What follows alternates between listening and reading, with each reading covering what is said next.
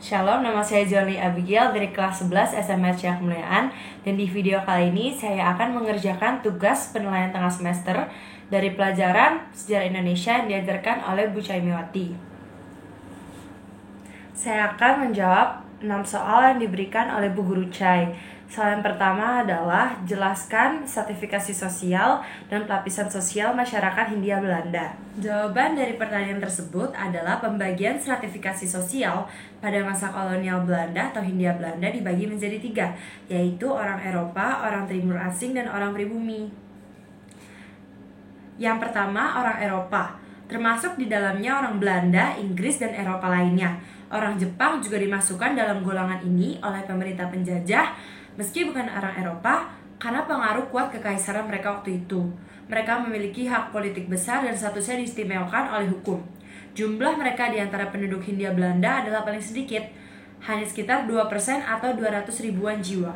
Selanjutnya, orang timur asing atau disebut juga Vreemde Oosterlingen atau Foreign Orientals. Kasta ini adalah orang Hindia Belanda, keturunan Cina, Arab, dan India yang merupakan golongan pendatang.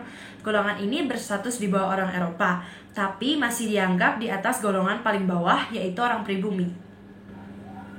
Yang terakhir adalah orang pribumi atau inlander, merupakan penduduk asli Hindia Belanda yang termasuk semua suku bangsa asli seperti Jawa, Sunda, Melayu, dan sebagainya. Golongan ini dibatasi secara hukum, misalnya tidak boleh sekolah di sekolah khusus Eropa atau menduduki jabatan tertentu. Hanya orang pribumi dari kalangan bangsawan atau ningrat yang derajatnya dianggap tinggi oleh orang Eropa dan bisa sekolah hingga tinggi. Ketiga golongan ini hidup dipisah. Mereka sekolah di tempat berbeda, mendapat penghormatan berbeda, dan menghadapi proses hukum yang berbeda. Segregasi ini merupakan kebijakan divide et impera atau memecah belah untuk menguasai seluruh Hindia Belanda. Sekarang kita berlanjut ke pertanyaan kedua, yaitu sebutkan dampak keluarnya Undang-Undang Agraria. Dampak dari keluarnya Undang-Undang Agraria adalah 1. Tanah yang merupakan milik para petani dari pemodal atau penguasa asing. 2. Pekerjaan terbuka misalnya menjadi buruh. 3. Perkebunan diperluas. 4. AL dimonopoli KPM. 5. Pemodal asing bisa sewa tanah pada penduduk Indonesia. Kita lanjut ke soal nomor 3, yaitu sebutkan beberapa ketentuan dalam pelaksanaan sistem tanam paksa. Ada beberapa ketentuan dalam sistem tanam paksa. Yang pertama, penduduk wajib menyediakan tanah untuk ditanami tanaman yang dapat dijual di pasaran Eropa. Kedua, tanah yang disediakan oleh penduduk dibatasi tidak boleh lebih dari setengah bagian dari tanah milik penduduk desa. Ketiga, waktu yang dipakai untuk menanam tidak boleh melebihi waktu tanam padi.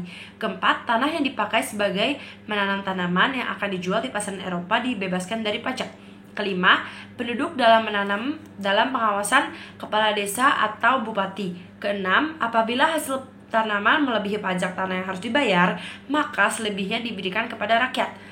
Dan yang terakhir, apabila mengalami kegagalan dan kegagalan itu bukan kesalahan rakyat, maka kerugian ditanggung pemerintah. Soal yang keempat adalah langkah-langkah apa saja yang diambil Daendels untuk mempertahankan Pulau Jawa. 4 langkah-langkah yang diambil Daendels untuk mempertahankan Pulau Jawa adalah 1. Membangun benteng untuk menahan kemungkinan serangan Inggris. 2. Membangun jalan anyir Panarukan untuk mempermudah pergerakan pasukan. 3. Membangun infrastruktur militer seperti barak dan sekolah militer. Dan yang terakhir, membangun pangkalan laut. Pertanyaan yang kelima adalah upaya apa saja yang diambil VOC untuk menguasai perdagangan di Indonesia. Ada 3 upaya yang diambil VOC untuk menguasai perdagangan di Indonesia. Yang pertama, melakukan monopoli perdagangan rempah-rempah. Yang kedua, mengusir saingannya dari para pedagang Eropa lainnya. Ketiga, melakukan politik pecah belah atau divide et impera.